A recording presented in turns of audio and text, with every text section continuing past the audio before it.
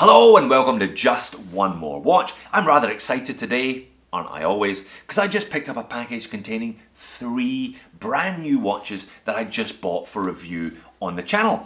I picked up a Seiko Sea Urchin as well as a Seiko 55 Fathoms. Now they're both sized already and spinning away in the boxy winders. So far so good. I'm looking forward to taking them out and about with me around Sydney over the next month or so and coming back with a couple of comprehensive reviews on those 2 pieces. I also bought this, a Hamilton Khaki Mechanical. Why the splurge, I hear you ask? Well, from the 1st of July 2018, the Australian government, with the support of the Australian opposition, is introducing a 10% goods and services tax to all overseas internet purchases. Thanks for that, Malcolm, and whatever your name is. So I thought I better get in before that takes effect, and I'm paying 10% more for every watch that I buy. And if the truth be told, I've been really looking forward to having a second crack at a Hamilton. This isn't the first Hamilton that I bought. I picked one up about 2 years ago, and I didn't have a fantastic experience. I'm hoping for better from this little mechanical. And as such, I thought it deserved the full 2-parter.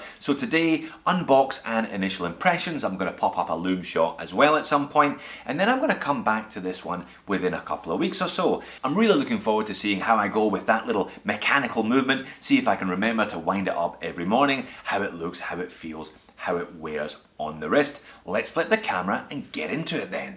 Not my first Hamilton then. I'll explain myself as I go along today. So how much did I pay for this one to try and avoid Malcolm's GST? Well, I picked this one up for $260 US. I've added it to my Amazon shop. You can find a link to that one in the description of this video.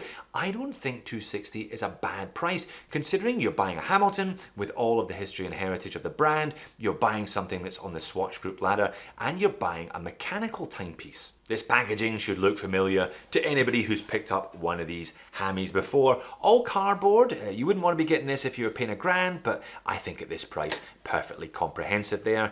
I'll just peel it out. We've got an instruction manual and a warranty card down there also. So if this isn't my first Hammy, then what was my first Hammy?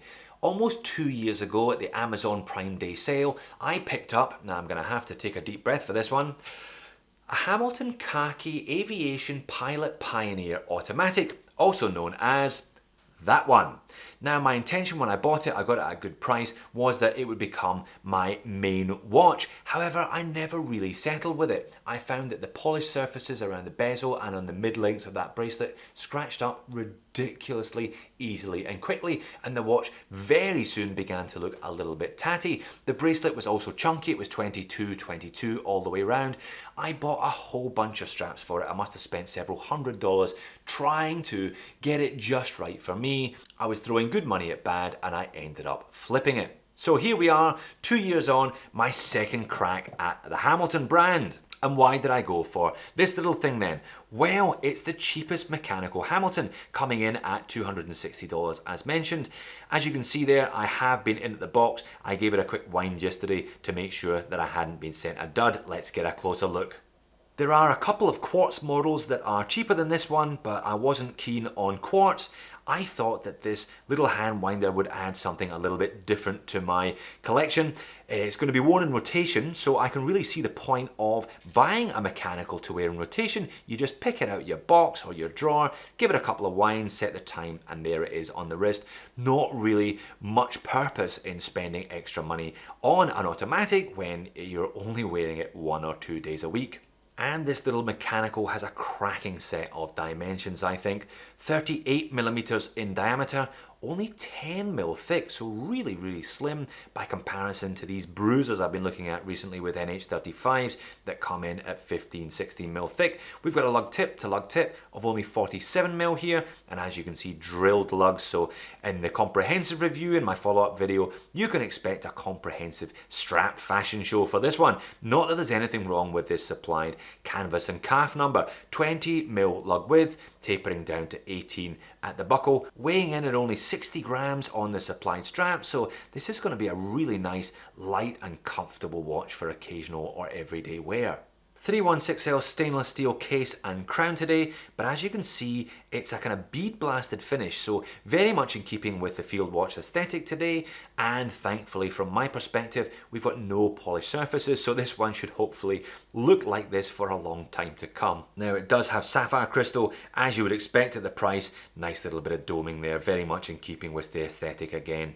Case back's pretty simple, just advertising 5 bar water resistance, so only 50 meters water resistance today, which is probably one of this watch's weak points, but making up for it with Swiss made there and one of those indecipherable Hamilton model numbers displayed on either side. Pretty simple there. Strap looks pretty good as well, canvas on one side and a bit of calf leather on the other, 20 as mentioned, bit of Hamilton branding, and we've got those little stainless steel protectors on the holes, so should hold its shape rather nicely with some consistent use, this one. And a decent Hamilton branded buckle on the other side, which is always nice to see. Some little metal retainers and then a canvas fastener thereafter. Zoomed in on the dial and it's all pretty simple, very clean field aesthetic. So we've got 1 to 12 in Arabics around the outer edge, and we've got 13 to 24 as is normal with this field style of piece on the inside, and those little triangles, the kind of classic Hamilton field watch triangles all the way outside there in the minute track. The 2 magic words, Swiss made, just below the 6 o'clock, and we've got a date window with a kind of basic printed frame, all printed dial today. Pretty basic handset as well today. Nice big lollipop on the back end of the second hand. Pop up a loom shot there, and as you can see, those little triangles are the source of loom on the hour markers there. Plenty of loom on the hour and minute hands, and the entire second hand is loom, so a little bit unusual, something I haven't seen before. I'll let you know how I get on with that one over the next week or so.